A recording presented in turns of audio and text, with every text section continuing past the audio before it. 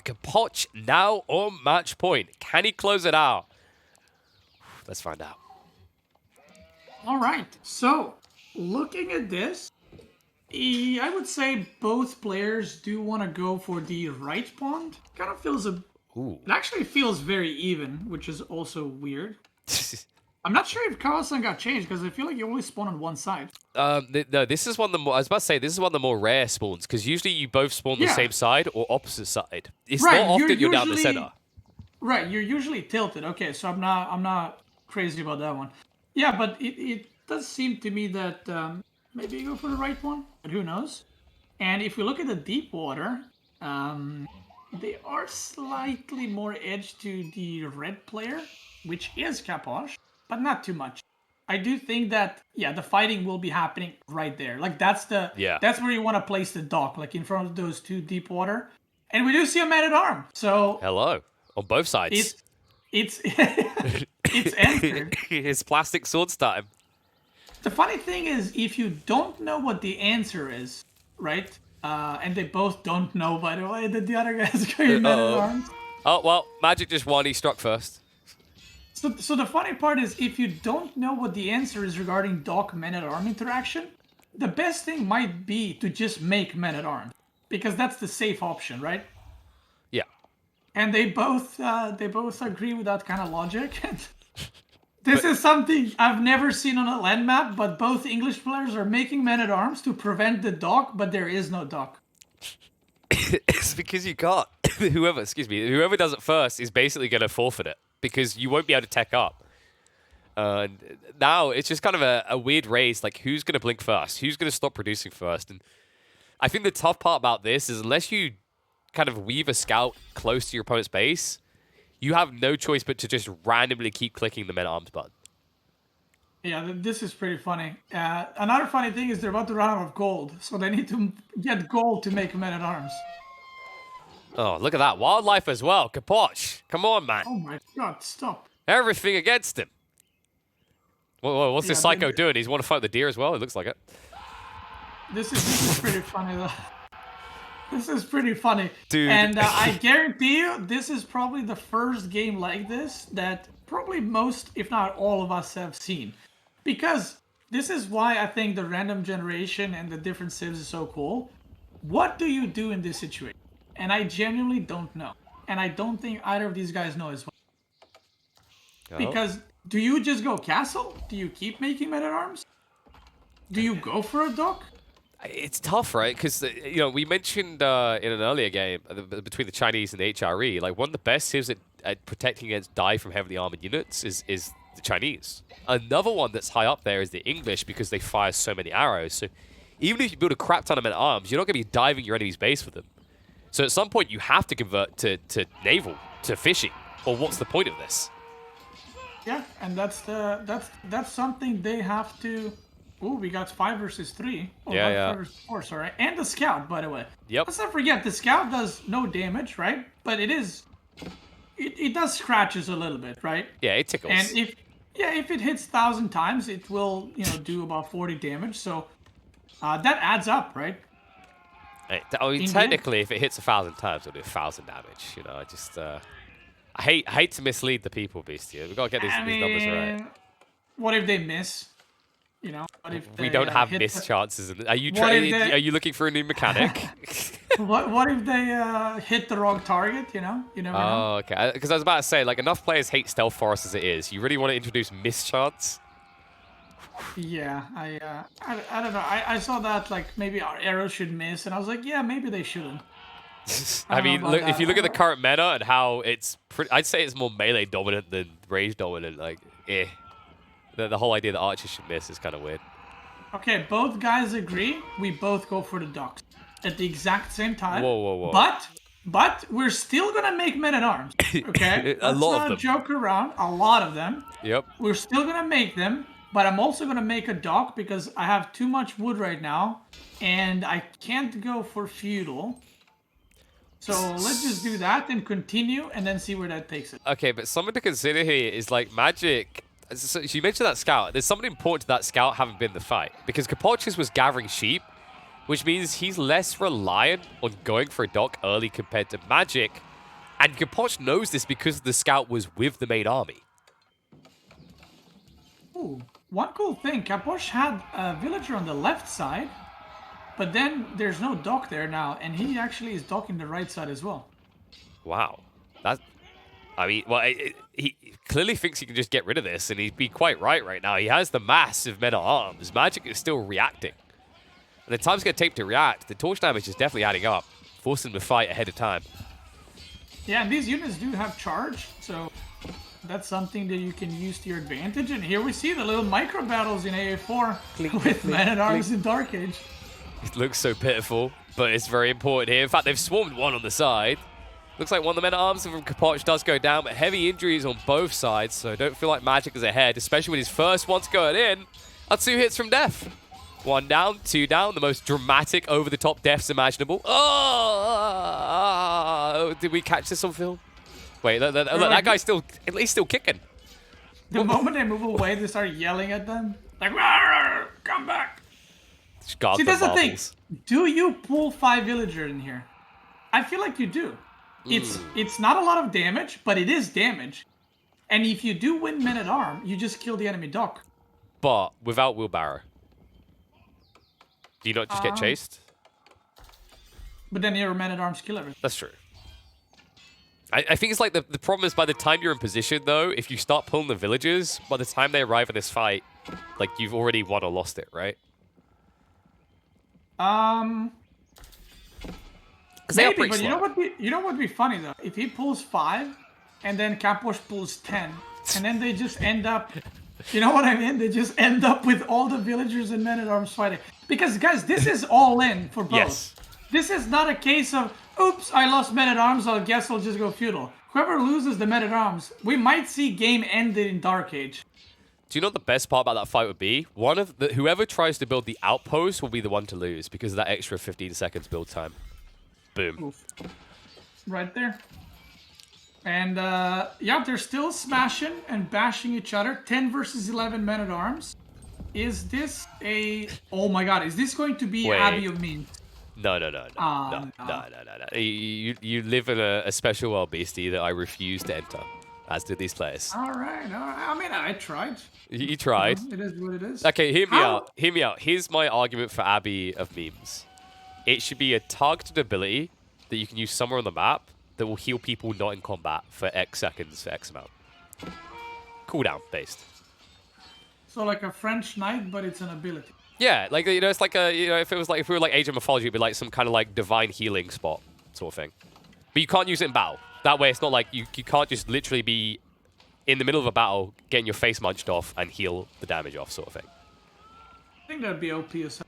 You think?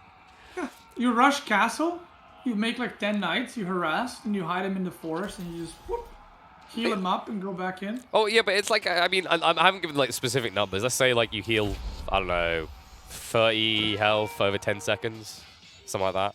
Kind of like Campfire. Good, dude. I don't think it's too bad right now. It just feels like it's one-dimensional, though, right? Like, I think, I talked about this before. Whenever someone goes Abbey of Kings, you almost instantly know what they're doing. By the way, this is about to be a wipe. Feudal. Yep, these are feudal. No more plastic swords. They've been upgraded to wooden swords. And the reason this is happening, by the way, is Magic ran out of sheep, like you mentioned earlier, because Capoch was collecting them while Magic had his scout helping in the fight with the 1 damage at a time. And he had to go berries, which in return reduced his food income, which in return got him later feudal. And right now, Capoch, you can see he still has sheep, even after all of this. And these feudal men-at-arms, I mean, Magic went for the 2nd dock, and while that is a cool idea, the galley just got out. I just heard it. It's playtime, and he's also torching down the dock, so Magic is looking royally screwed on the ponds. Capoch, remember, he's on match point, folks, so he could easily close this out here. Like, this is no small advantage he's now built up. This is huge. This is huge. I mean, this dock is 100% going down. All the fishing ships will be going down as well. He does have a 2nd dock, but we do see red on the minimap, so that is Capoch building a dock on there as well, and this will be Very, very rough. Because right now, Capoch has all the food income still going. He can still produce longbowmen, men-at-arms. On the other side, Magic's food economy is 8 fishing ships down. So this would be really, really rough to recover. Oy, oy, oy. And you know, one thing to consider is Magic. He did go for a corner build on that council hall. So there is always a risk, and we've seen it in these matchups, that if Lombos get in position, just outraise your TC, they could kill off Lombos as they spawn. I like this. Capo's going for second galley. You know, he's not playing it risky. Like, he doesn't want to be docked again. So he's like, you know what? I'm just going to build a second one. Just be super safe. He's ahead, and there's nothing wrong with that. Yeah, it kind of looked overkill, but it allows him to patrol more evenly. There won't be any sneaking, and it's important as well, because Magic, you know, if he gets Lombo mass on land, he could potentially snipe out these fishing boats because of how close to the shore they are. Yeah, and we do see a eco upgrade coming, double Brodax being researched for a Capoch. It'd be interesting to see if either of them will decide to like eventually tech up if the game gets that long, or second TC or what. But I think that Capoch, with the food income he has, he will be able to overwhelm in the long run. And we do see a galley coming out on the now Magic's little pond, and those fishing ships will be doomed. Magic's little pond. It's looking very small right now. Galley to counter out, but more being built behind this, and also the broad axe is going to enable that further. In addition, also the Lombo count. Magic does have Lombos in his favor for the moment, but once that tech up's complete, with the eco lead that he's got, Capoch should in the next few minutes be able to escalate his Lombo count higher. Are those men-at-arms Dark Age men-at-arms, or am I seeing wrong? They are still Dark Age. Yep, the 1 pip. They are baby arms, not even boy arms. And he's still, or he was producing them.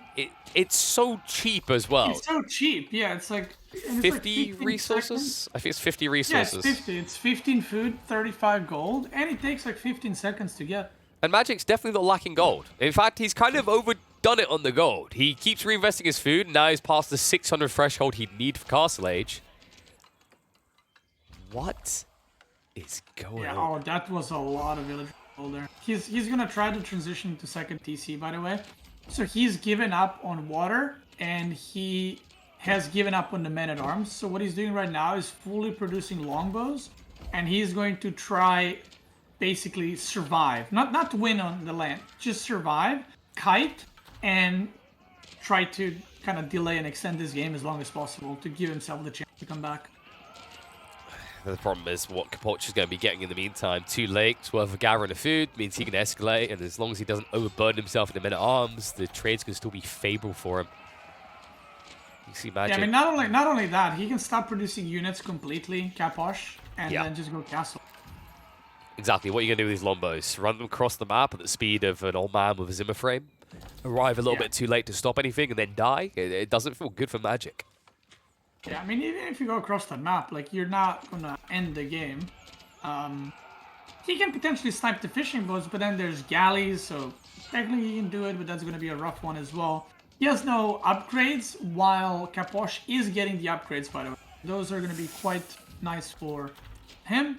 It's also the outpost crew. He's been moving his aura up, and this is where it gets complicated for Magic, because, you know, his kind of ace in the sleeve, ace in the hole rather, you know, if he ever gets pushed back into his base, aura turns on, he can hold. At this rate, Capoch is going to be standing on the edge of his base with that aura ready to assault. Yeah, and again, you know, Magic, rough start, but he is making the most out of it in terms of he is trading a lot better, right? He is micring these units. He has more longbows. He is making a second TC. The question is this sustainable in the long run? And will Capoch actually capitalize on fishing ships that he has?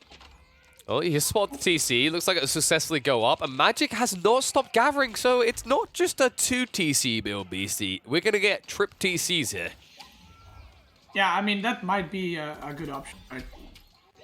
I like it. If you look at it, like, I would see this as, like, Capoch is on, like, 2.5, 3-ish TCs with the pawns, right? Yeah. So, do you go to TC as Magic and, like, hope that you can get castle, or do you just say, look, I'm behind, I gotta do something crazy, right? And something crazy is 3 TCs in this specific situation, so he's gonna try to hold and hopefully survive. Well, let's keep in mind, Magic started off this series by turning around a rough-looking game by booming into 3 TCs. Let's see if he can repeat the past. He needs to, of course. Those just tuning in. Best of 7, Capoch on match point. Magic fighting tooth and nail to try and still get a shot at going to Heidelberg, but the start of this game has not painted a pretty picture for him. Yeah, and if you look at the army count, and this is, this is the fishing eco, right? We see 9 longbows against 16 longbows, 7 men-at-arms, and 4 galleys. So again, he's just playing it super safe with the galleys, 2 per pond. Doesn't want to lose that economy, and again, no reason to risk it in this situation. And this is always the annoyance. When you got that many longbows, you can just easily weave your way in, snipe these people gathering on deer, and cause some harassment. And behind that, Capoch is now taking up. Magic, however, still some way off. He's had the gold for a while, but the food, although it looks like he should be able to get it in the next minute, keep in mind that he now has to afford 3 TC's worth of villager development. That's going to set back his timing. Yeah, and we do see a tower going up in the north, and he is not aware of the tower. So when that tower goes up, I'm pretty sure that covers the... okay, it doesn't cover the farms quite, but he will gain the full vision of the gold, of the wood line. He's technically tower rushing the wood line, right? So that wood line is blocked. Yeah. And... it's also the attack speed is going to be there for diving knights now, which is pretty absurd to have to go up against. It means it's going to be very easy for him to snipe out these villagers one by one. Yeah, stops all the farming. That tower will go down, so that's another 5 villagers that are dead. He's checking the gold. He's like, nothing there. All right.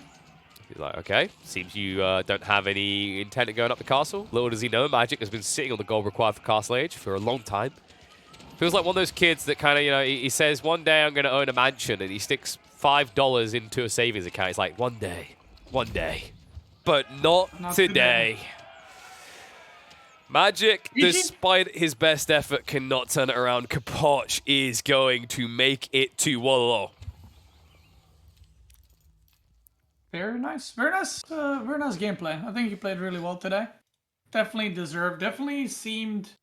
like you said, he seemed like he has a plan throughout the whole series. He knows what he wants to attack, where he needs to go. And Magic on the other side was maybe a little bit more reactionary, whether that was his plan or he just got put in those situations.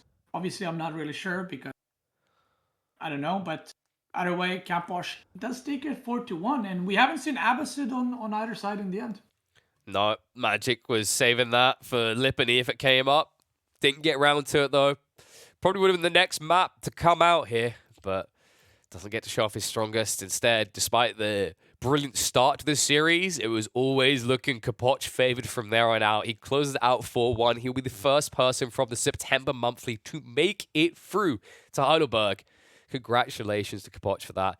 Commiserations to Magic. He still has one more shot, though, Beasty, and looking towards the last chance qualifiers. How do you rate his chances? Is there too many wild cards there, or do you think he's